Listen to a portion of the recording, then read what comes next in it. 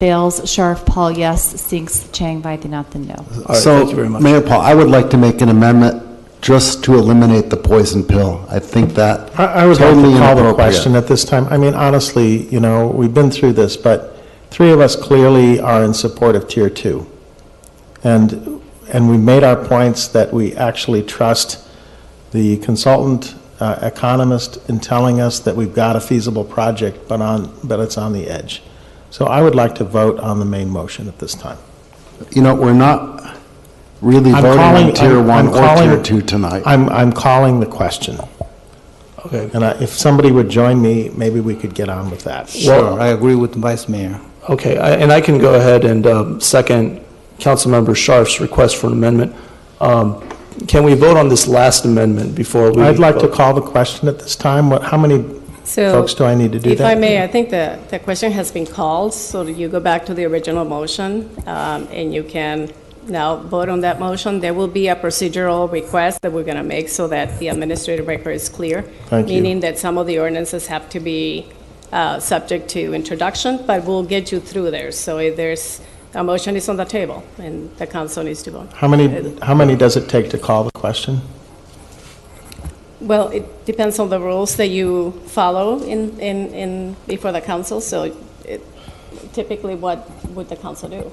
I will I go know the for, rules, I'll but I go don't know which for ones you've the adopted. rule to stop this nonsense. Well, Rocio, what, Okay. what do Robert's rules say? It doesn't matter Robert's rule. It's that Robert's rule allow you to do it 2 times already. So I mean, how many times you want to go along? my strong recommendation is that the question has been called by the maker of the motion. There has been a second, and I think that's the motion before you.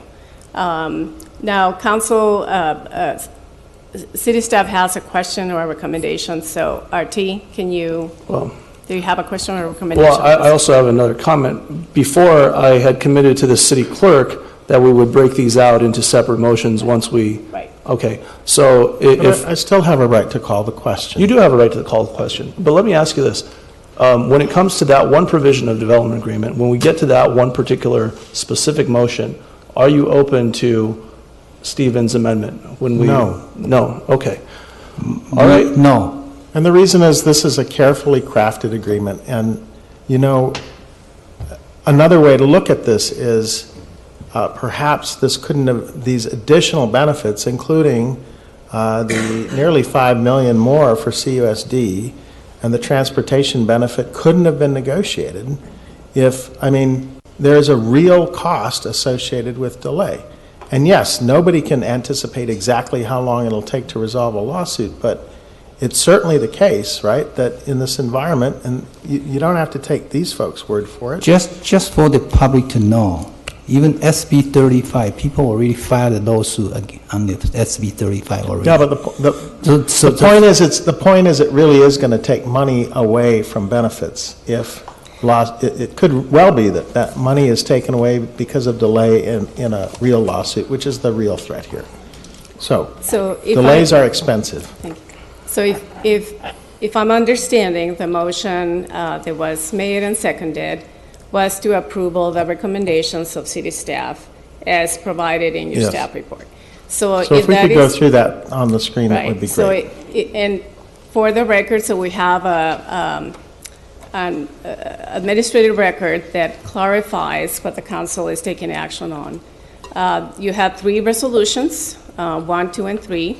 If you look at page 7 of your agenda report, and you also have 3 ordinances. As to your first 3 resolutions, 1 was amended, and there was a desk item that was provided